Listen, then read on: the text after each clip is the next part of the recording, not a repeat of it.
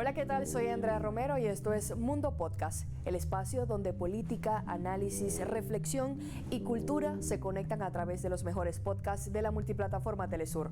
En los próximos minutos recorreremos Mundo Conexo con Saraí Amoros, El Mundo según Ramonet con Ignacio Ramonet y Orbearte con José Delgado. El Salvador, bajo el mandato de Nayib Bukele, marca un nuevo capítulo al silenciar las voces de quienes defienden los derechos humanos en el país, y la reciente salida de la organización Cristosal, con más de 25 años, anunció el cierre de sus oficinas por las amenazas y las restricciones del gobierno. Saraí nos da detalles. Acompáñenme. ¿Qué tienen en común la expulsión de Cristosal, una organización de derechos humanos en El Salvador? El rescate de migrantes venezolanos secuestrados en el SECO, también en El Salvador, y un proceso eleccionario comunal donde hasta los jóvenes desde los 15 años pueden decidir cómo cambiar su realidad desde el propio territorio. Todos estos elementos tienen señales nítidas de los modelos opuestos que hoy se disputa el rumbo de América Latina. Hablo que mientras el gobierno de Nayib Bukele intensifica su ofensiva contra las voces que no acompañan su gobierno y convierte la represión en una moneda de cambio con Estados Unidos, Venezuela actúa de otra manera, con soberanía para rescatar a sus ciudadanos y fortalecer una democracia participativa que apuesta por el protagonismo juvenil y la planificación territorial. Frente a ese autoritarismo que criminaliza la denuncia y mercantiliza la migración, nos preguntamos, ¿es posible construir una alternativa política donde los derechos, la organización popular y la vida digna estén en el centro? Soy Saraí. Esto es Mundo Conexo, un podcast de Telesur. A ver, ¿cómo pasamos de estas imágenes a estas otras? Luchando, te diría, una de estas madres. Pero ¿cómo llego a estas escenas? Te cuento. Vamos a comenzar en El Salvador. La reciente salida de la organización Cristosal de este país ha marcado un capítulo en el endurecimiento del régimen de Nayib Bukele contra las voces que defienden los derechos humanos. Con más de 25 años de trabajo en ese país y una importantísima trayectoria en la documentación de las violaciones durante este régimen de excepción que parece que nunca va a acabar, Cristosal anunció el cierre de sus oficinas en El Salvador por ser blanco de amenazas, estigmatización y restricciones legales impuestas por la ley de agentes extranjeros. En mayo, su directora de Anticorrupción y Justicia, Ruth López, fue aprehendida, arrestada supuestamente por cargos de corrupción en un proceso que ha sido sumamente cuestionado por diversas organizaciones internacionales. A ello se le suma la ley que les mencioné antes, la ley de imposición a los agentes extranjeros y la débil independencia institucional. ¿Pero qué dice esta ley? Básicamente obliga a las organizaciones que reciben financiamiento extranjero a pagar un impuesto del 30% por estas transacciones y además les prohíbe llevar a cabo actividades políticas, esta es la medida más importante, y se inserta en un contexto donde el discurso oficial ha criminalizado la labor de las ONGs, afectando directamente a quién, a las víctimas de abusos y reduciendo los canales de denuncia y acompañamiento legal. Pero esto es sumamente importante porque las familias salvadoreñas saben muy bien de qué estoy hablando. Familias que no saben en qué condiciones se encuentran sus hijos, los cuales no tienen un debido proceso judicial, por tanto no se sabe de qué se les acusa y tampoco se les ha podido demostrar que sean delincuentes. Pero esto lo tenemos clarísimo. ¿Por qué?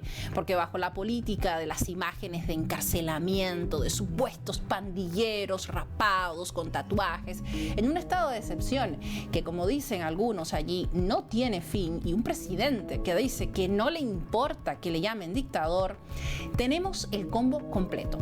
El Salvador no es seguro prácticamente ni para los propios salvadoreños, porque ninguno de los encarcelados cuentan con un debido proceso judicial. Sus derechos están siendo completamente vulnerados desde el principio hasta el fin. Y lo que tampoco es nuevo para nadie es el nivel lucrativo de esta medida. Bukele no solo saca gran ventaja de este sistema de opresión, sino que gana grandes sumas de dinero. Y si no me creen, pregúntenle a los 252 venezolanos que llegaron a su tierra la pasada semana en Venezuela, rescatados por su gobierno, luego de más de 100 días secuestrados en el SECOT, en esta cárcel de máxima seguridad. Voy con los datos. $6 millones. Un trato cerrado con el secretario de Estado estadounidense, Marco Rubio, fue suficiente para mostrarle al mundo su nivel de subordinación. Sin embargo, ello no detuvo al gobierno de Venezuela. Desde las calles, la diplomacia, el ámbito legal, la negociación finalmente fue directa con Estados Unidos. Los medios te van a decir, fue con Bukele, fue con El Salvador, gracias a El Salvador. Mentira. Hablaron directo con Estados Unidos porque Estados Unidos es el jefe. Por ello, los únicos que le agradecen a Bukele por este proceso de negociación son sus jefes gringos. El diálogo fue de igual a igual y el intercambio digno, terroristas estadounidenses por venezolanos dignos. Aquí aparece el contraste y el cómo pasamos de estas imágenes a estas otras. Los venezolanos migrantes sufrieron de todo. Ante las imágenes represivas que implementaba Bukele en su país, lo que se vivía desde Venezuela era un acto de acción humanitaria, soberano, en defensa de sus ciudadanos, víctimas de un secuestro completamente injusto e institucional, de un sistema que, como ya les decía, criminaliza la migración y vulnera el derecho al debido proceso. Los migrantes llegaron a Venezuela directamente con las puertas abiertas para crear en su propio país. Dicen los jóvenes que para soñar un país. Las estrategias participativas de Venezuela que caracteriza a esta democracia lo demuestran. Nuevamente se materializan este 27 de julio. Acá ya se preparan para elegir a 2.806 autoridades locales entre alcaldes, alcaldesas y consejos municipales. Estas elecciones se enmarcan en un modelo de democracia participativa que combina el sufragio con mecanismos de consulta popular en consejos comunales y asambleas de base, pero además los jóvenes desde los 15 años podrán elegir sus propios proyectos a través de los procesos de planificación local, acceso a proyectos socioproductivos, por ejemplo, becas y políticas culturales, lo cual representa un esfuerzo por construir ciudadanía activa desde lo territorial. Es así como, mientras en El Salvador pues acallan las voces críticas y se criminaliza al migrante, se hace lo que se quiere con la Constitución y se impiden a las organizaciones de derechos humanos que velen por el cumplimiento del Estado de Derecho, siguiendo de cerca las políticas de Estados Unidos como lacayo al fin y lucrando con ello, Venezuela da otro ejemplo. Deja una lección al mundo con el rescate de sus migrantes secuestrados, profundizando una estrategia de gobernanza propia donde finalmente es el pueblo, son ustedes los que nos ven ahora mismo desde Venezuela, los protagonistas, porque allí se fortalece la participación de los sectores populares, en especial con las nuevas generaciones y a las cuales pertenecen la mayoría de los 252 venezolanos que llegaron al país luego de ser liberados del SECOT, camino a una gobernanza del poder popular. Lo que está en juego va más allá de gobiernos o coyunturas. Se trata de los derechos humanos como base de cualquier proyecto de país. Mientras unos silencian las denuncias y criminalizan a quienes protegen a las víctimas, otros apuestan por una gobernabilidad construida desde abajo, con el pueblo como sujeto activo de estas transformaciones. Ahora bien, podemos imaginar una América Latina, digamos, donde los derechos, la justicia y la participación no sean una excepción, sino la norma. Esa es la tarea. ¿Comenzamos? Soy Saraí. Este es Mundo Conexo, un podcast de Telesur.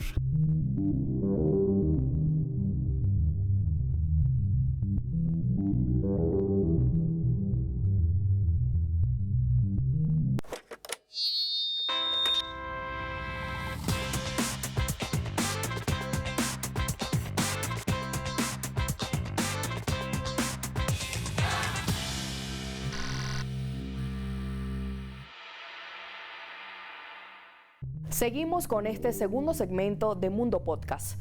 El rescate de los 252 connacionales secuestrados en campo de concentración del SECOT de Nayib Bukele en El Salvador constituye un triunfo diplomático del gobierno de Venezuela frente a Estados Unidos. En estas instalaciones, los recluidos describen tratos inhumanos y torturas psicológicas y cumplen condenas sin haber sido procesados formalmente ante ningún juez. En el nuevo episodio de El Mundo según Ramonet, Ignacio Ramonet analiza esta operación como un acto de soberanía, dignidad y compromiso humanitario. Hola, ¿qué tal?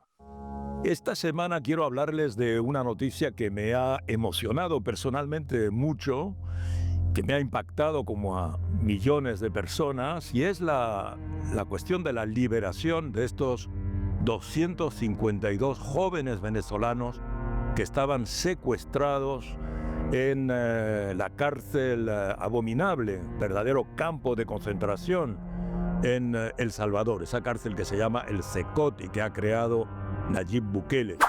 ¿Por qué nos ha impactado? ¿Por qué nos ha emocionado? Primero porque a pesar de todo lo que se habló, lo que se contó sobre estos jóvenes que eran, decían los estadounidenses en particular, que eran miembros de una especie de grupo delincuente llamado Tren de Aragua, lo que hemos descubierto es que la mayoría, en todo caso, de estos jóvenes, por no decir todos ellos, no tienen nada que ver con un grupo delincuente. Esto es lo que estamos viendo desde que el viernes pasado, el viernes de la semana pasada, estos jóvenes pudieron ser liberados gracias a una iniciativa del presidente Nicolás Maduro. El presidente Nicolás Maduro, presidente de Venezuela, desde que estos jóvenes fueron encerrados en esa cárcel, prometió que los sacaría de esa cárcel, prometió que los liberaría y lo acaba de cumplir. Gracias a un acuerdo que ha podido pasar con las autoridades estadounidenses, ha podido rescatar a esos jóvenes. Ya la población, en particular en Venezuela, estaba sensibilizada a este tema porque había habido hace unas semanas la historia de una niñita que se llama Markelis Espinosa.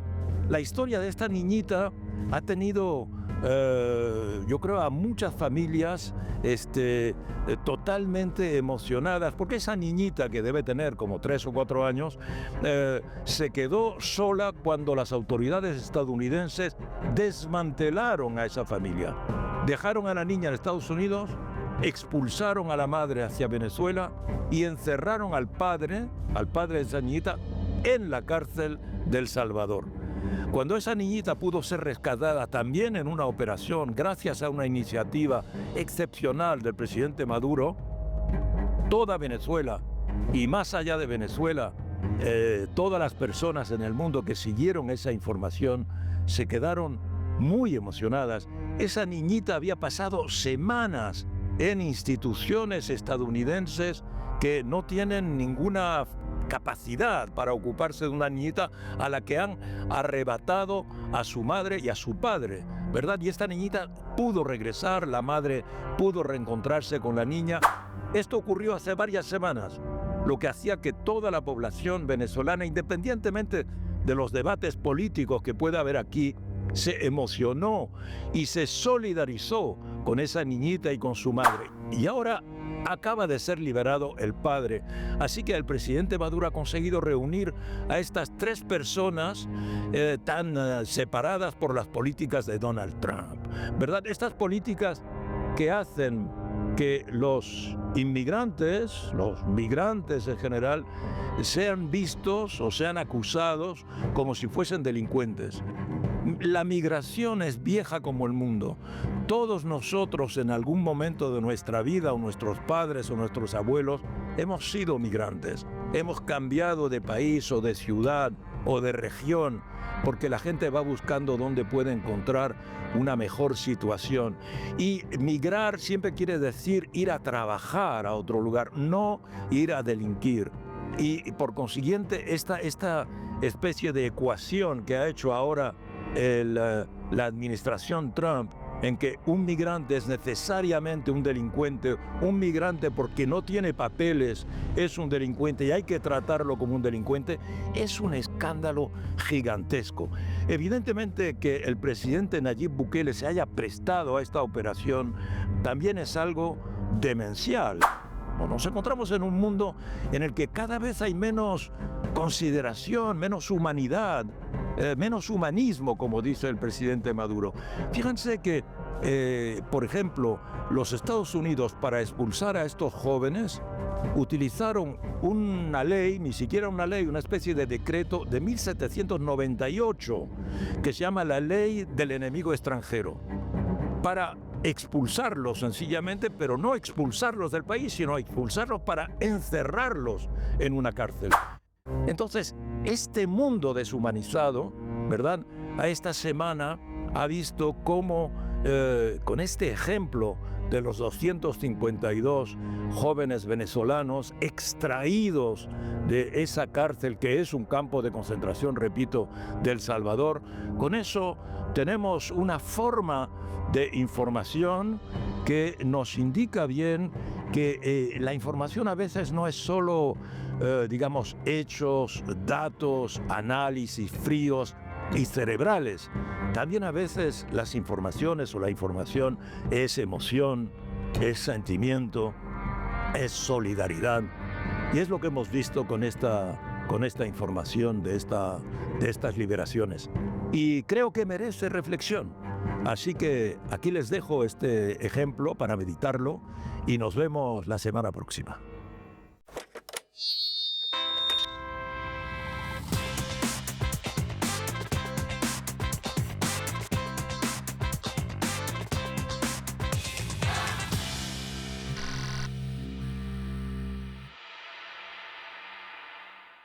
Llegamos al último segmento de Mundo Podcast. José Delgado compartió con el colombiano Edson Belandia, quien es músico, compositor, actor y compositor de bandas sonoras.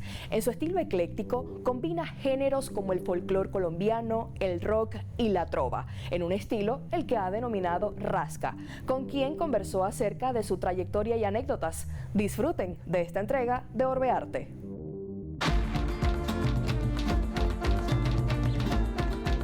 Empiezo. Yo miré el incendio, vi el incendio y no hice un cieso, pero aquí les traigo el nuevo empiezo.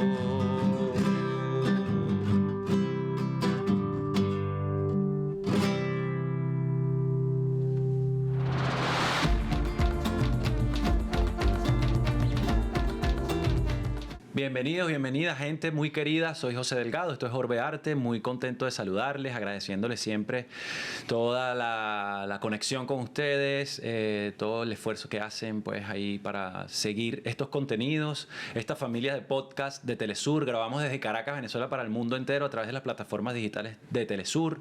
Muy contento de ser parte de este equipo de podcast y también súper feliz por un grupo de técnicos, ingenieros de sonido y que hacen que esto suene así tan bonito, que se vea también más bello, así como ustedes lo ven siempre.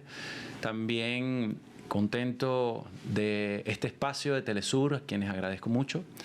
Me honran con esta posibilidad de conversar con creadores, creadoras, con gente que se piensa la cultura, todo es cultura en realidad, pero que viene del mundo de las artes, de las búsquedas de esos lenguajes artísticos, ¿no? Siempre muy interesante, siempre un camino de mucho aprendizaje. Y hoy traemos a un gran amigo, gran maestro también, viene de Piedecuesta, Colombia, de Santander. Él es músico, un inquieto, un preguntón, un cuestionador, un provocador, que se desenvuelve en distintas artes, aunque pareciera que la música es la principal, pero sabemos que por ahí se ramifica a muchas más cosas, a todo el mundo del audiovisual, a la poesía, y que me parece muy hermoso cómo su trabajo cada vez más tiene un anclaje muy importante en el territorio. Eso es muy lindo también de ese proyecto que ellos tienen allá. Esta gorra que tengo acá es del Festival de la Tigra, del cual él es cofundador. Y bueno, lo tenemos acá. No voy a hablar tanto yo, vamos a hablar con él. Edson Belandia, hermano, muy querido. Qué felicidad, hermano, que me Estoy muy entrevistes. contento de que estés aquí. Estamos súper contentos de que nos visites acá en Caracas. Segunda vez en Caracas. Segunda vez en Caracas. Y muy alegre de prepararte todas estas cosas que estamos compartiendo. Estamos compartiendo Ciudad Canción, Ciudad Mural, vamos a tocar en Tuna El Fuerte, estamos juntos haciendo este sueño, Sí. este sueño realidad de mucha gente que por aquí siempre ha estado preguntando por ti y sabemos que va a estar súper lindo. Cuéntanos un poco, pues, hermano muy querido, de tus andanzas, qué fue esa revelación que tuviste en algún momento y que tomaste por lenguajes las artes para expresarte. Bien, pues yo tengo la herencia de mi viejo, que es un cantor y un cuentachistes popular, campesino, innato, ¿no? Y creativo, y loco, y soñado, vago, bohemio. anarquista, él no sabe que lo es. ¿Cuántos hay así? Sí. Pero sí hubo un detonante que es muy interesante y que, bueno, no lo había contado estos días aquí en Caracas, y es que cuando estaba en el colegio, hicieron un concurso de canto y yo estaba en octavo grado, eso es como el octavo grado, faltando 3 para graduarme, tenía 14 años, y el profesor dijo, bueno, de aquí tiene que salir una niña y un niño, una chica y un chico para cantar al concurso. Entonces la niña de una, levantó la mano, Inésita. Inés, está listo, Inés. Yo estaba enamorado de Inés. Entonces, bueno, yo feliz. Pero entonces, ¿y el niño quién? Y entonces, bueno, yo empecé a molestar y a tomar el pelo, y que cante Parra, y que cante Sierra, que cante tal.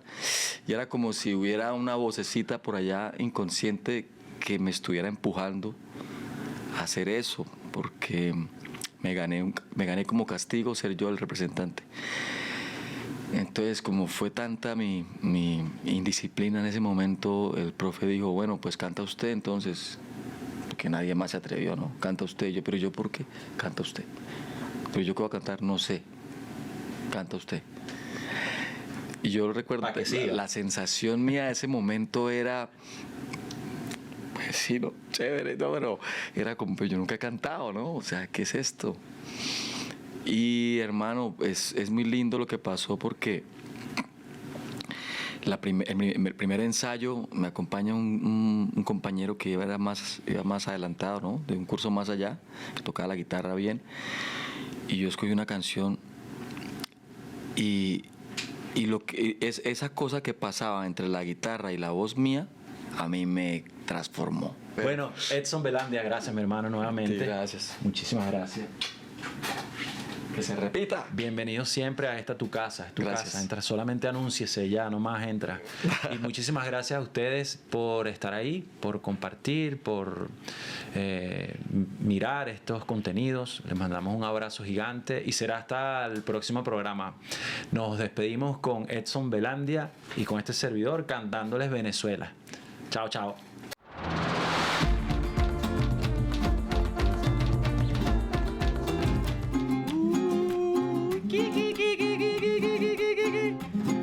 Desde Caracas hasta Piedecuesta, dice así. Yo bailaba la rumba en Venezuela, yo bailaba la rumba en Venezuela, y a Colombia venía por Maicao. En Cúcuta tenía socia, en Cúcuta tenía socia, y en Bucara vendía mercado. Ay. Yo era estrella juvenil del contrabando, yo era estrella juvenil del contrabando, del peluche tenía la chancleta, sí. En Táchira tenía techo, en Táchira tenía techo, y en Bucara tenía caleta, ay, tenía caleta. Yo bailé tecnomerengue en Piedecuesta, yo bailé tecnomerengue en Piedecuesta, y en Caracas lo bailé en el 23.